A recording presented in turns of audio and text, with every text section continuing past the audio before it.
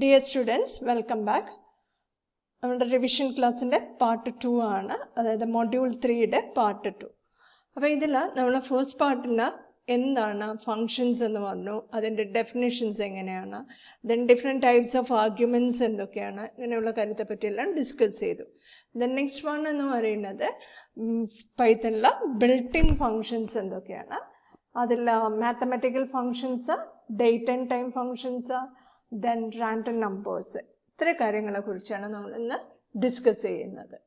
Okay, built in functions എന്ന് പറഞ്ഞു കഴിഞ്ഞാൽ പൈത്തൺ മൊഡ്യൂൾസിനകത്ത് സ്റ്റോർ ചെയ്തിരിക്കുന്ന ഫങ്ഷൻസിനെയാണ് എന്ത് പറയുന്നത്, ബിൽറ്റ് ഇൻ ഫങ്ഷൻസ് എന്ന് പറഞ്ഞാൽ. പൈത്തൺ മൊഡ്യൂൾസ് എന്ന് പറഞ്ഞു കഴിഞ്ഞാൽ .py എക്സ്റ്റൻഷനുള്ള ഒരു ഫയലാണ്.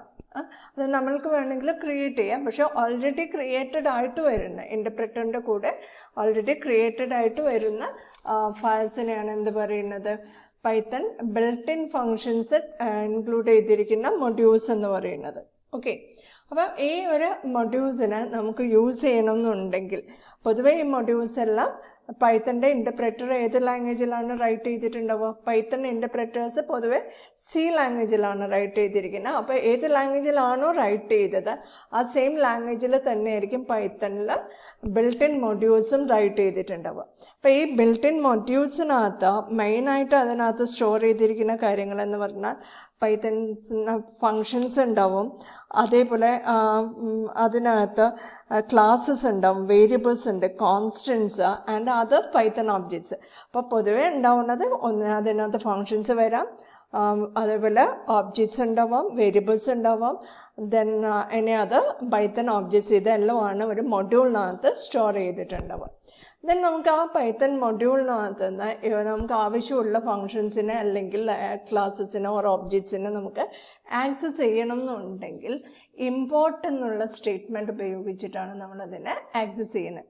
ഇമ്പോർട്ട് എന്ന് പറഞ്ഞാൽ മറ്റൊരു മൊഡ്യൂളിലുള്ള കണ്ടൻറ്റ് നമ്മളിപ്പോൾ വർക്ക് ചെയ്തുകൊണ്ടിരിക്കുന്ന ഫയലിനകത്തേക്ക് ആക്സസ് ചെയ്യാൻ വേണ്ടിയിട്ട് ഉപയോഗിക്കുന്ന സ്റ്റേറ്റ്മെൻറ്റാണ് എന്ത്, ഇമ്പോർട്ട് സ്റ്റേറ്റ്മെൻറ്റ്. ഓക്കെ, ഇപ്പോൾ ഇപ്പോൾ ഇവിടെ ഒരു എക്സാമ്പിൾ നോക്കൂ, calc.py എന്ന് പറഞ്ഞിട്ട് നമ്മളൊരു ഫയൽ ക്രിയേറ്റ് ചെയ്തു. ഈ ഒരു ഫംഗ്ഷന് എനിക്ക് മറ്റേതെങ്കിലും ഒരു പ്രോഗ്രാമിൽ വെച്ച് ആക്സസ് ചെയ്യണമെങ്കിൽ ഞാൻ എന്ത് ചെയ്യണം, ഇമ്പോർട്ട് കാൽക്ക് എന്ന് കൊടുക്കണം. ഓക്കെ, ദെൻ നമ്മൾ ആ ഫംഗ്ഷനെ കോൾ ചെയ്യുന്നത് എങ്ങനെയാണ്, മൊഡ്യൂൾ ഡോട്ട് ഫങ്ഷൻ നെയിം, ഈ ഒരു രീതിയിലാണ് കോൾ ചെയ്യുന്നത്. അപ്പോൾ ഓർക്കുക, നിങ്ങൾക്ക് മൊഡ്യൂൾസ് ക്രിയേറ്റ് ചെയ്യുന്ന എങ്ങനെയാണെന്നൊന്നും പഠിക്കാനില്ല, എന്നാലും ബിൽറ്റ് ഇൻ ഫങ്ഷൻസ് പഠിക്കാനുള്ളതുകൊണ്ട് ഇതുകൂടി ഒന്ന് ഓർത്ത് വയ്ക്കുക. ഏതൊരു മൊഡ്യൂളിലെയും ആക്സസ് ചെയ്യണമെന്നുണ്ടെങ്കിൽ നമ്മൾ ഇമ്പോർട്ട് എന്നുള്ള സ്റ്റേറ്റ്മെൻറ്റ് യൂസ് ചെയ്യണം. ദെൻ ഏത് മൊഡ്യൂളാണ് അതിനകത്തുള്ള ഫങ്ഷൻസിനെ ആക്സസ് ചെയ്യണമെന്നുണ്ടെങ്കിൽ മൊഡ്യൂൾ ഡോട്ട് ഫങ്ഷൻ നെയിം കൊടുക്കണം, അപ്പോൾ ഇവിടെ ഉപയോഗിച്ചതുപോലെ. ദെൻ ആ ഫങ്ഷൻസിന് ആവശ്യമായിട്ടുള്ള ആർഗ്യുമെൻറ്റ്സ് എന്തൊക്കെയാണെങ്കിലും ആ ആർഗ്യുമെൻറ്റ്സ് ഉപയോഗിക്കാം. പിന്നെ നമുക്ക് മറ്റൊരു മെത്തേഡ് എന്ന് പറഞ്ഞാൽ നമ്മളിപ്പം മൊഡ്യൂൾ ഇമ്പോർട്ട് മാത്ത് എന്ന് കൊടുക്കുകയാണെങ്കിൽ മാത്തമാറ്റിക്കൽ ഫങ്ഷൻ, അതായത് മാത്ത് എന്ന് പറയുന്ന മൊഡ്യൂൾ കംപ്ലീറ്റ് ആയിട്ട് എന്ത് ചെയ്തു, ഇമ്പോർട്ട് ചെയ്യുന്നുണ്ട്. നമുക്ക് അതിനകത്ത് ഒരു പെർട്ടിക്കുലർ ഫങ്ഷൻസിനെ മാത്രമേ ആക്സസ് ചെയ്യുന്നുള്ളൂ. ഇപ്പോൾ ട്രിഗണോമെട്രി ഫങ്ഷൻസിനെ മാത്രമാണോ, അങ്ങനെ ലോഗരിതമിക് ഫങ്ഷൻസിനെ മാത്രമാണോ നമ്മൾ ആക്സസ് ചെയ്യുന്നതെങ്കിൽ നമുക്ക് അങ്ങനെ സ്പെസിഫൈ ചെയ്യാൻ പറ്റും. അതായത് ഫ്രം ഇമ്പോർട്ട് സ്റ്റേറ്റ്മെൻറ്റ് യൂസ് ചെയ്യാം. അപ്പോൾ ഫ്രം ഇമ്പോർട്ട് സ്റ്റേറ്റ്മെൻറ്റ് ഉപയോഗിക്കുമ്പം നമ്മൾ ഉപയോഗിക്കുന്ന മൊഡ്യൂളിനകത്ത് നമുക്ക് ആവശ്യമുള്ള ഒബ്ജക്ട്സിനെ മാത്രം ആക്സസ് ചെയ്യാം. ഒബ്ജക്ട്സ് എന്ന് പറഞ്ഞാൽ ഒന്നുകിൽ അതിനകത്തുള്ള ഫങ്ഷൻസിനെ മാത്രം ആക്സസ് ചെയ്യാം, അല്ലെങ്കിൽ അതിനകത്തുള്ള ഒരു പെർട്ടിക്കുലർ വേരിയബിൾസിനെ മാത്രമായിട്ട് ആക്സസ് ചെയ്യാൻ പറ്റും. അപ്പോൾ ഇവിടെ ഒരു എക്സാമ്പിൾ പറയുന്നത് calc.py എന്ന് പറയുന്ന ഒരു മൊഡ്യൂളുണ്ട്. ഓക്കെ, ആ മൊഡ്യൂളിനകത്ത് 3 ഫങ്ഷൻസാണ് ഉള്ളത്. അപ്പോൾ നമുക്ക് ഈ 3 ഫങ്ഷൻസിനെയും ഇമ്പോർട്ടൻ്റ് ചെയ്യേണ്ട ആവശ്യമില്ല, ഇതിലുള്ള 2 ഫങ്ഷൻസിൻ്റെ ആവശ്യമുള്ളൂ. സം ആൻഡ് ആവറേജ് എന്ന് പറയുന്ന ഫങ്ഷൻസ് മാത്രമേ ആവശ്യമുള്ളൂ എങ്കിൽ എന്ത് കൊടുക്കാം, from functions import sum average എന്ന് കൊടുക്കാം. ഓക്കെ, മനസ്സിലായില്ലേ? അപ്പോൾ എന്തേ ഉള്ളൂ, സം ആൻഡ് ആവറേജ് എന്ന് പറഞ്ഞാൽ ഈ 2 ഫങ്ഷൻസ് മാത്രമേ നമുക്കിവിടെ യൂസ് ചെയ്യാൻ പറ്റുള്ളൂ. Next math module. മാത്ത് എന്നുള്ളത് മാത്തമാറ്റിക്കൽ ഫങ്ഷൻസ്, അതിൻ്റെ കോൺസ്റ്റൻസ്, ഇതെല്ലാം ഡിഫൈൻ ചെയ്യാൻ വേണ്ടിയിട്ട് ഉപയോഗിച്ചൊരു മൊഡ്യൂളാണ്. ആ മൊഡ്യൂളിൽ മെയിനായിട്ടുള്ള കാര്യങ്ങൾ നോക്കാം നമുക്ക്. മാത്ത് മൊഡ്യൂൾ, ഇതിനകത്ത് 2 കോൺസ്റ്റൻസിനെ ഡിഫൈൻ ചെയ്തിട്ടുണ്ട്, pi and Euler's number. Then functions ഉണ്ട്, trigonometry functions, logarithmic functions and representation functions ഉണ്ട്. Trigonometry functionsനകത്ത് മെയിനായിട്ട് നമ്മൾ അതിനകത്ത് ആർഗ്യുമെൻറ്റ്സ് കൊടുക്കുന്ന റേഡിയൻസിലാണ്. ഡിഗ്രീസ് ആൻഡ് റേഡിയൻസ് എന്ന് പറഞ്ഞിട്ട് 2 ഫങ്ഷൻസ് ഉണ്ട്. അതായത് റേഡിയൻസിനെ ഡിഗ്രിയിലേക്ക് കൺവേർട്ട് ചെയ്യാനും അതേപോലെ ഡിഗ്രിയെ റേഡിയൻസിലേക്ക് കൺവേർട്ട് ചെയ്യാനും ദെൻ സൈൻ കോസ് ടാൻ ഇതെല്ലാം ആക്സസ് ചെയ്യാം. അപ്പോൾ ഇവിടെ നമുക്ക് എക്സാമിന് വരാനുള്ള ചാൻസ് എന്താണ് മൊഡ്യൂൾ എന്നുള്ള ക്വസ്റ്റ്യൻ വരാം. Then any 3 or any 5 mathematical functions explain ചെയ്യാൻ വേണ്ടി പറയാം. അപ്പോൾ എനി 3 or 5 മാത്തമാറ്റിക്കൽ ഫങ്ഷൻസിനെ എക്സ്പ്ലെയിൻ ചെയ്യാൻ പറയുമ്പം നിങ്ങൾ അതിനകത്ത് ആദ്യം എഴുതേണ്ടത് മാത്തമാറ്റിക്കൽ ഫങ്ഷൻസ് നമുക്ക് ആക്സസ് ചെയ്യണമെങ്കിൽ ഫസ്റ്റ് വേ എന്ത് ചെയ്യണം, ഇമ്പോർട്ട് ദ മാത്ത് മൊഡ്യൂൾ അല്ലേ. അപ്പോൾ നമ്മൾ എന്താണ് ആദ്യം കൊടുക്കേണ്ടത്, ഇവിടെ ഫസ്റ്റ് നമ്മൾ കൊടുക്കേണ്ട സ്റ്റെപ്പ് എന്ന് പറഞ്ഞു കഴിഞ്ഞാൽ നമ്മൾ എന്ത് ചെയ്യണം, ഇമ്പോർട്ട് മാത്ത് ഡോട്ട് അല്ലേ, ഇമ്പോർട്ട് മാത്ത് എന്ന് കൊടുക്കണം. ദെൻ ഇമ്പോർട്ട് മാത്ത് കഴിഞ്ഞതിന് ശേഷം നമുക്ക് എന്ത് വാല്യൂ ആണോ യൂസ് ചെയ്യാനുള്ള, ഇപ്പം പൈയുടെ വാല്യൂ ആണോ നമുക്ക് കിട്ടേണ്ടതെങ്കിൽ എക്സ് ഈക്വൽ ടു നമുക്ക് എന്ത് കൊടുക്കാം, മാത്ത് ഡോട്ട് പൈ എന്ന് അസൈൻ ചെയ്യാം. ഓക്കെ, അപ്പം എക്സ് എന്ന് പറയുന്ന വേരിയബിളിനകത്തേക്ക് എന്തിൻ്റെ വാല്യൂ അസൈൻ ചെയ്യും, പൈ എന്ന് പറയുന്ന കോൺസ്റ്റൻറ്റ് വാല്യൂ അസൈൻ ചെയ്യും. പിന്നീട് നിങ്ങൾ ഇതിനകത്ത് ഏതൊക്കെ ഫങ്ഷൻസ് ആണോ നിങ്ങൾക്ക് നന്നായിട്ട് പഠിച്ചിട്ടുള്ളത് ആ ഫങ്ഷൻ ഇതിൻ്റെയൊക്കെ സെൻറ്റൈസോ ഫങ്ഷൻ്റെ നെയിം കൊടുക്കുക, എന്തിനു വേണ്ടിയിട്ടാണ് ഉപയോഗിക്കുന്നത്. ഇപ്പം മാത്ത് ഡോട്ട് SQRT എന്ന് പറയുന്നത് സ്ക്വയർ റൂട്ട് കാൽക്കുലേറ്റ് ചെയ്യാൻ വേണ്ടിയിട്ടുള്ള. അപ്പോൾ ഈ SQRT ഫങ്ഷന് ആർഗ്യുമെൻ്റ് എന്താണ് കൊടുക്കാൻ പറ്റുന്നത്, അതിൻ്റെ ഔട്ട്പുട്ട് എന്തായിരിക്കും കിട്ടുക, ഇത്ര കാര്യങ്ങൾ നിങ്ങൾ എക്സ്പ്ലെയിൻ ചെയ്യണം. അപ്പോൾ ഓർക്ക് 5 മാർക്കിൻ്റെ ക്വസ്റ്റ്യൻ ആണ്, 5 ഫങ്ഷൻസ് ആണ് ചോദിച്ചിരിക്കുന്നതെങ്കിൽ ഓരോ ഫങ്ഷനെയും ദെൻ അതിൻ്റെ സെൻറ്റൈസ് ഒരു എക്സാമ്പിൾ, ഇത്രയും കാര്യങ്ങൾ നിങ്ങൾ എഴുതിയിട്ടുണ്ടാവണം.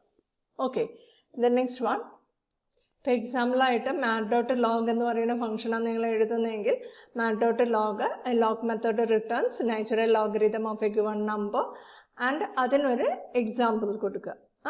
ഇതേ രീതിക്ക് നമുക്ക് ഫങ്ഷൻസിനെ പറ്റി പറയണം. മാത്ത് ഡോട്ട് EXP, അതേപോലെ math dot POW, math dot SQRT ആണ് square root of a given number, ഏതെങ്കിലും ഒരു പെർട്ടിക്കുലർ നമ്പറിൻ്റെ സ്ക്വയർ റൂട്ടാണത് ചെയ്തിരുന്നത്. പിന്നെ ഫ്ലോർ സീൽ എന്ന് പറയുന്ന ഫങ്ഷൻ എന്താ ചെയ്യുന്നത്, റൗണ്ട് ഓഫ് ചെയ്യാൻ വേണ്ടിയിട്ടാണ്.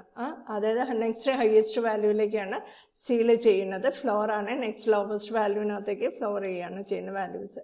ഇപ്പോൾ 4.5 എന്ന് പറയുമ്പോൾ 4ലേക്കും 4.5 എന്നുള്ള സീൽ ചെയ്യുമ്പോൾ 5ലേക്കും മാറുന്നുണ്ട് അല്ലേ. അപ്പോൾ ഈ ഒരു രീതിക്ക് വേണം നിങ്ങൾ എക്സാമിന് എഴുതാൻ വേണ്ടിയിട്ട്. ദെൻ നെക്സ്റ്റ് നമുക്ക് റാൻഡം ഫങ്ഷൻസിനെ പറ്റിയിട്ട് നോക്കാം. റാൻഡം മൊഡ്യൂളിനകത്ത് മെയിനായിട്ട് വരുന്നത് റാൻഡം എന്നുള്ളൊരു ഫങ്ഷൻ ഉണ്ട്. റാൻഡം മൊഡ്യൂളിനകത്ത് വരുന്നത് റാൻഡം. ഓക്കെ, ഈ random function it returns A random value, float value ആണ് ഇറ്റ് റിട്ടേൺ ചെയ്യുന്നത്. പിന്നെ നമുക്ക് ഇമ്പോർട്ടൻ്റ് ആയിട്ട് വരുന്നത് റാൻഡ് ഇൻറ്റീജർ വാല്യൂ റിട്ടേൺ ചെയ്യാൻ വേണ്ടിയിട്ട്. ദെൻ റാൻഡ് റേഞ്ച്, ഒരു പെർട്ടിക്കുലർ റേഞ്ച് സ്പെസിഫൈ ചെയ്യുകയാണെങ്കിൽ ആ റേഞ്ചിനുള്ളിലുള്ള റാൻഡം വാല്യൂസ്. ഇവിടെ നമുക്ക് സ്റ്റാർട്ടിംഗ് വാല്യൂ കൊടുക്കാം, ദെൻ അപ് ടു എവിടെ വരെയാണെന്നുള്ളത് കൊടുക്കാം, ദെൻ സ്റ്റെപ്പ് സ്പെസിഫൈ ചെയ്യാം. അതായത് ഇപ്പോൾ ഞാൻ സ്റ്റാർട്ടിംഗ് വാല്യൂ 1 എന്നും 1 ദെൻ സ്റ്റോപ്പ് വാല്യൂ 10 സ്റ്റെപ്പ് 2 ആണ് കൊടുക്കുന്നതെങ്കിൽ 1 സ്റ്റാർട്ട് ചെയ്തിട്ട് 1 2 1 3 5 7 9 ഇത്രയും വാല്യൂസ് ആയിരിക്കും. ലാസ്റ്റ് വാല്യൂ ഇൻക്ലൂഡഡ് ആയിരിക്കില്ല. ഓക്കെ, ദെൻ ചോയ്സ് എന്ന് പറയുന്നത് ഒരു സീക്വൻസ്, ഒരു ലിസ്റ്റ്. നമ്മൾ ഇതിനകത്തൊരു സീക്വൻസ് വാല്യൂ കൊടുക്കുകയാണെങ്കിൽ അതിനകത്തെങ്കിൽ ഏതെങ്കിലും ഒന്നിനെ ചോയ്സ് നമുക്ക് സെലക്ട് ചെയ്യാൻ വേണ്ടിയിട്ടാണ് ചോയ്സ് ഉപയോഗിക്കുന്നത്.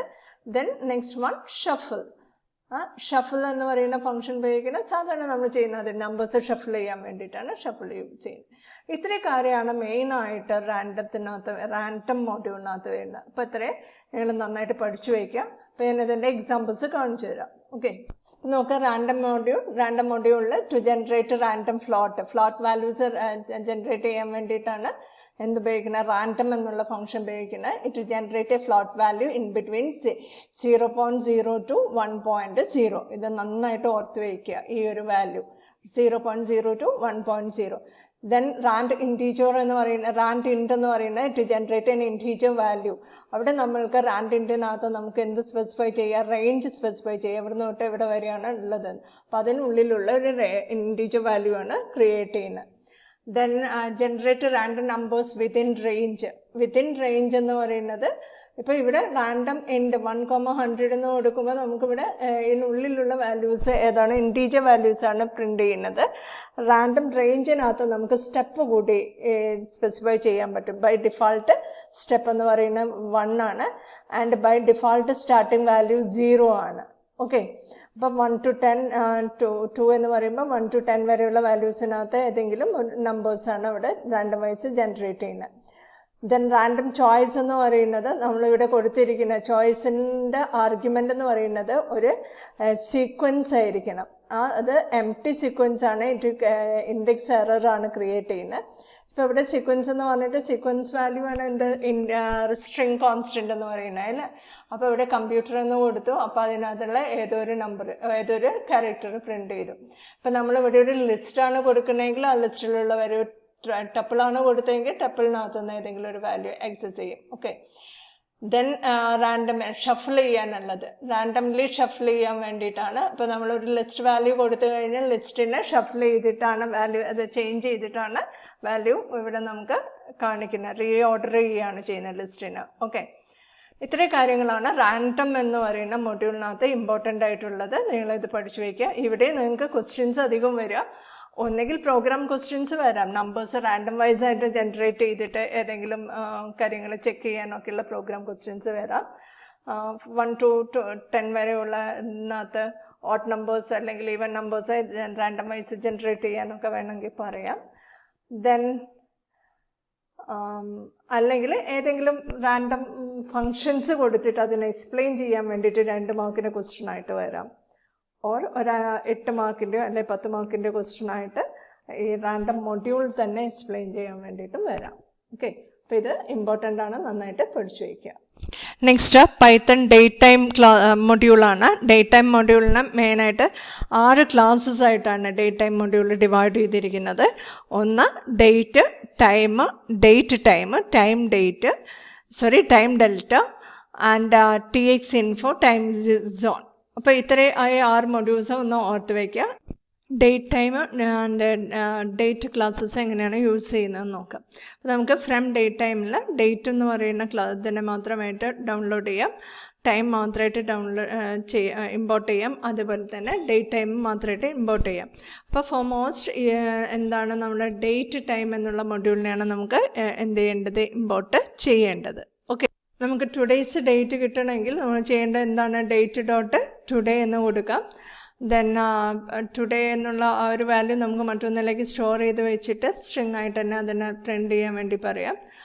Then print data using get date today. ടുഡേനകത്ത് നമുക്കതിൻ്റെ ഡിഫറെൻറ്റ് കമ്പോണൻസ് പ്രിൻ്റ് ചെയ്യിക്കാൻ പറ്റും. Today equal to date dot today കൊടുത്തു. ദെൻ അതിൽ today dot day, today dot month, today dot year, അങ്ങനെ ഡിഫറെൻറ്റ് കമ്പോണൻസ് ഏതൊക്കെയാണെന്ന് വെച്ചാൽ ആ വാല്യൂസ് പ്രിൻ്റ് ചെയ്യാം. ദെൻ അതിൽ weekly number, week day numbers എന്ന് പറയുന്നത് മൺഡേ എന്നുള്ളതിൻ്റെ വീക്ക് ഡേ നമ്പർ 0 ആണ്. 0 to 6 വരെയാണ് ഈ വാല്യൂസ് വരുന്നത്. Okay, Python current date and time print ചെയ്യാൻ വേണ്ടിയിട്ട് നമുക്ക് now and today 2 functions use ചെയ്യാം. ഇപ്പം നൗ ഉപയോഗിക്കുകയാണെങ്കിൽ ഇപ്പോഴുള്ള കറൻറ്റ് ഡേറ്റ് ആൻഡ് ടൈം ഒന്നിച്ച് വരും. ടുഡേ ആണ് കൊടുക്കുന്നതെങ്കിൽ ഡേറ്റ് വാല്യൂസ് ആണ് അവിടെ പ്രിൻ്റ് ചെയ്തിട്ടുണ്ടാവുക. Okay, then next date time dot time now എന്ന് പറയുന്ന ഫംഗ്ഷൻ ഉപയോഗിച്ച് കഴിഞ്ഞാൽ അതിൻ്റെ കൂടെ ഡേറ്റും ഉണ്ടാവും ടൈമും കൂടി. മറ്റൊരു ഫംഗ്ഷനാണ് strf ടൈം എന്ന് പറയുന്നത്. അതായത് ഡേറ്റ് ആൻഡ് ടൈമിനെ ഫോർമാറ്റഡ് ആയിട്ട് പ്രിൻ്റ് ചെയ്യാൻ വേണ്ടിയിട്ട് ഉപയോഗിക്കാം. അപ്പോൾ ഇവിടെ നോക്കൂ, print now dot strf time %y എന്ന് കൊടുത്തു. %y എന്ന് കൊടുത്തു കഴിഞ്ഞാൽ നമുക്ക് ഇയർ ക്യാപിറ്റൽ ലെറ്റർ Y കൊടുക്കുമ്പോൾ ഇയർ കംപ്ലീറ്റ് ആയിട്ട് പ്രിൻ്റ് ചെയ്യും. അതായത് 2021 എന്ന് തന്നെ പ്രിൻ്റ് ചെയ്ത് കാണിക്കും. V used str time function four formatting and അതിനകത്ത് നമുക്ക് ഉപയോഗിക്കാവുന്ന കുറേ വാല്യൂസ് ഉണ്ട്. Percentage, small letter Y, capital letter Y, then small letter A, capital letter A for week days print ചെയ്യാൻ വേണ്ടിയിട്ട്, small letter B and capital letter B. അപ്പോൾ ഈ ഓരോ വാല്യൂ ഇതിനും അനുസരിച്ച് ഡിഫറെൻ്റ് ആയിട്ടുള്ള ഔട്ട്പുട്ടായിരിക്കും നമുക്ക് ജനറേറ്റ് ചെയ്യുക. അപ്പോൾ ഇവിടെ നമ്മൾ സ്മോളർ ടു വൈ ആണ് യൂസ് ചെയ്യണമെങ്കിൽ it just print last 2 digits of the year. Okay.